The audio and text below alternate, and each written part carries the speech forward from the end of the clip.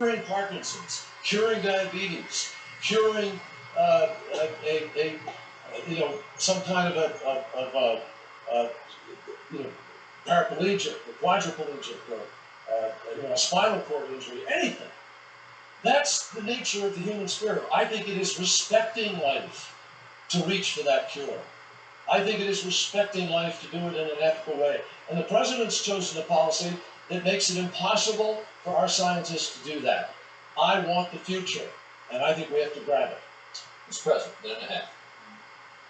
Embryonic stem cell research requires the destruction of life to create a stem cell. I'm the first president ever to allow funding, federal funding, for embryonic stem cell research. I did so because I too hope that we'll discover cures from the stem cells, from the research thereof.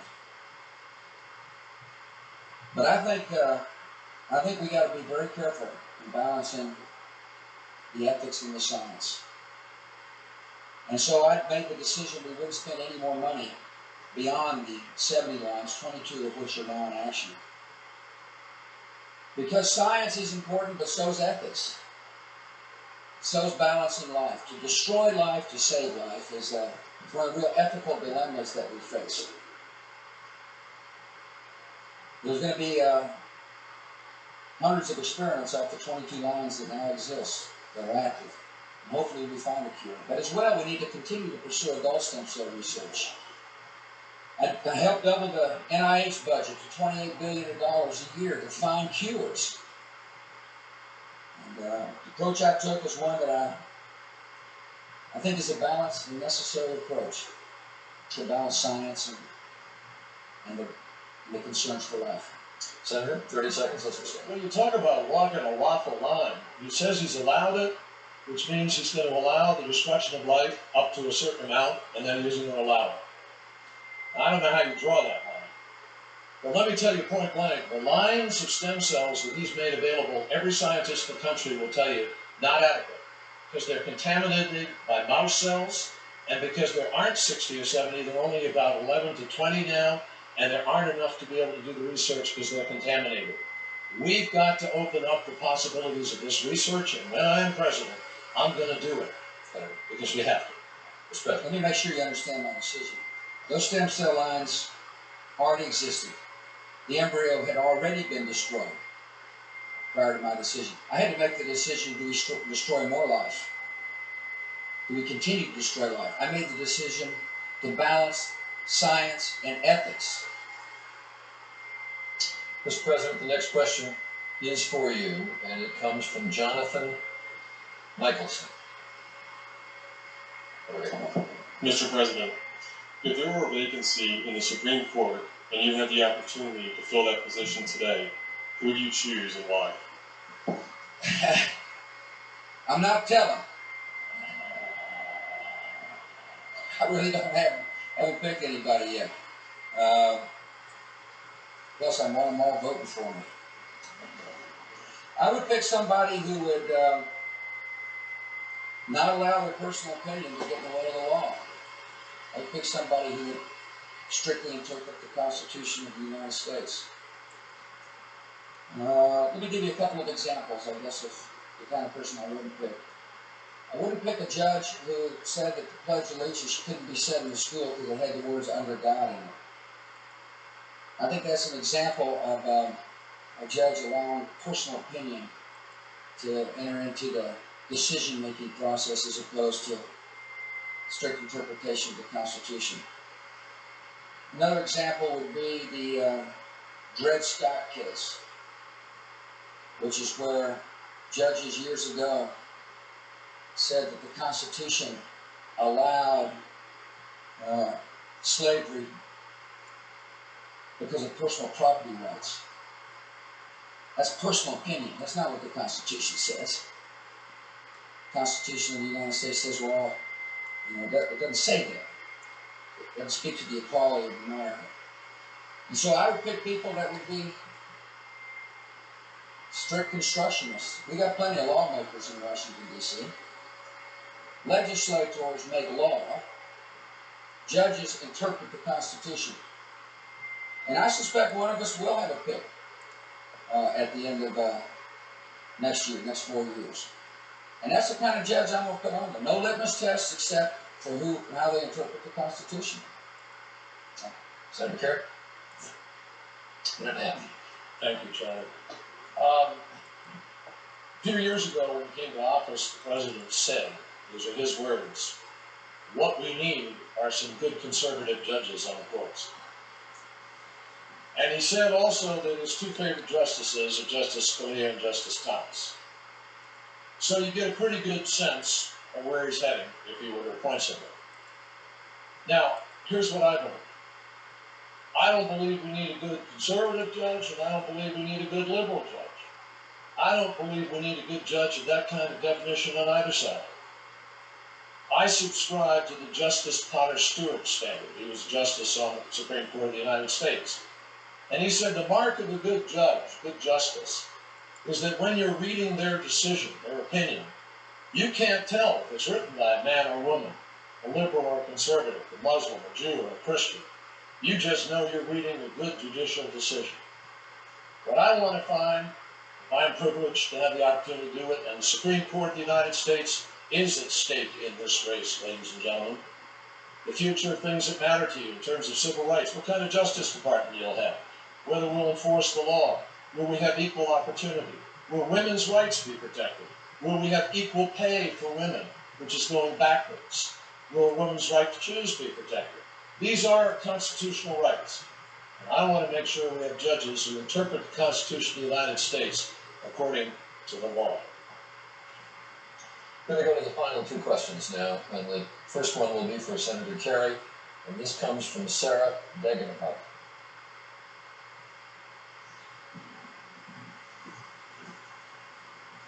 Senator Kerry, suppose you were speaking with a voter who believed abortion is murder, and the voter asked for reassurance that his or her tax dollars would not go to support abortion. What would you say to that person? I would say to that person exactly what I would say to you right now. First of all, I cannot tell you how deeply I respect the belief about life when it begins. I'm a Catholic, raised a Catholic. I was an altar boy. Religion has been a huge part of my life. It helped lead me through a war, leads me today. But I can't take what is an article of faith for me and legislate it for someone who doesn't share that article of faith, whether they be agnostic, atheist, Jew, Protestant, whatever. I can't do that, but I can counsel people. I can talk reasonably about life and about responsibility. I can talk to people, as my wife Teresa does, about making other choices and about abstinence and about all these other things that we ought to do as a responsible society. But as a president, I have to represent all the people in the nation, and I have to make that judgment. Now, I believe that that you can take that position and not be pro-abortion, but you have to afford people their constitutional rights. And that means being smart about allowing people to be fully educated, to know what their options are in life, and making certain that you don't deny a poor person the right to be able to have whatever the Constitution affords them if they can't afford it otherwise. That's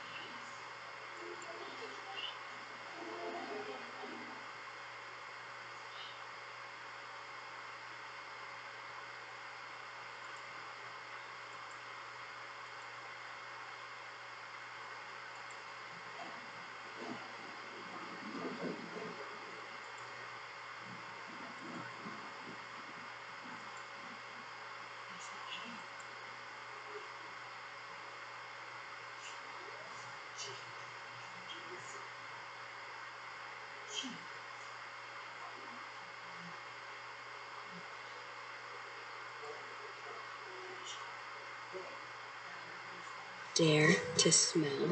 Dare.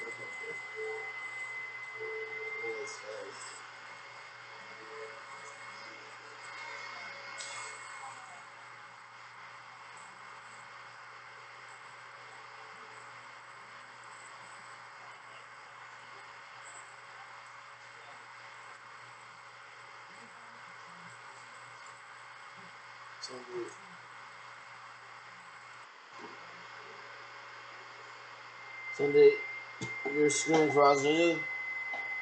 You need help with our teams. You're right there. Not his ass. That's just not called early. Those babies big. Those babies stay close. Oh, yeah, no. You're right there. Those babies stay close.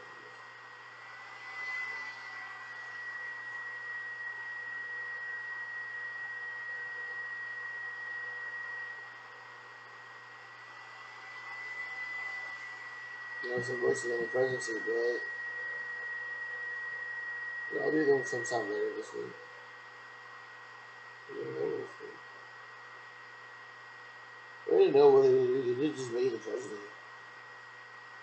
You may stall him or anything wrong. You don't need to just tell him to just make the president. It's like you don't really know.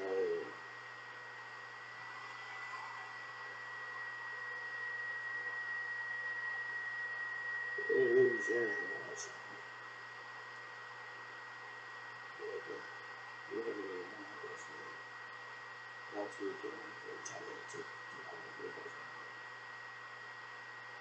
which they really gave us coach. Those moves.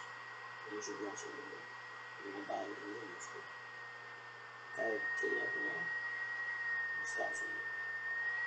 And you're right. I need it. There's no way back. You're right. It's a very good job.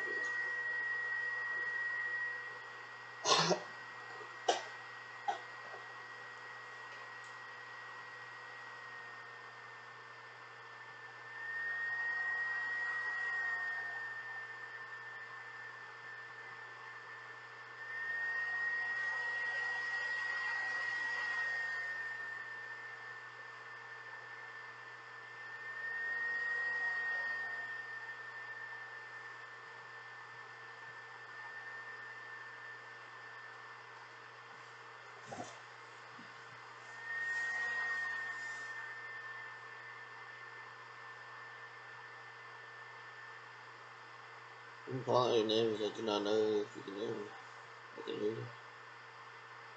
If I need to hear it, they can go. You'll just be able to hear it then you go. And this fuck.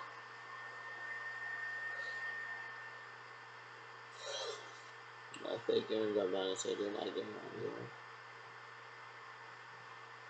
You check your one. He does not like it, he's watching it all the time. He's saying you don't look like him. So he doesn't like it, he just knows that he's wrong. I'm not wrong, for your sake. Yeah, I know, I'm one.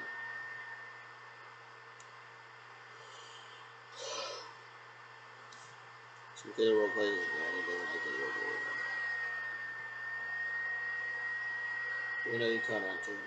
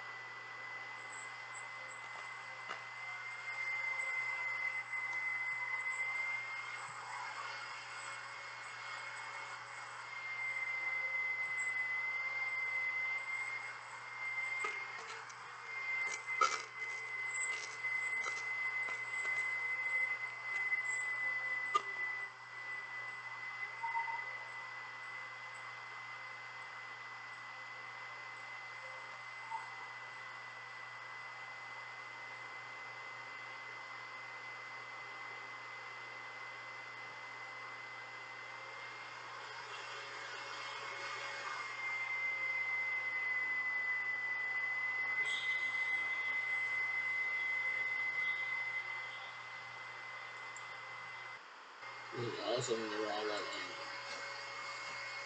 and also are perfect for each other. Yeah. She's sharp bonus. That's what happens when you're a failure when I see you fail school. What do you get? You got an A. So just know that he's just an idiot. And they make it so beautiful for them to see that they think they're so beautiful, but they're just stupid. They're just dumb, man. Just know you're smart, man. I'm trying not to, but they're carrying in my head about themselves. You know, I like that you have a perfect response. Your perfect response. Your perfect. She's not like that. No, it's like your perfect. You're an F, I'm an A. Well, there's your version. Yeah, yeah.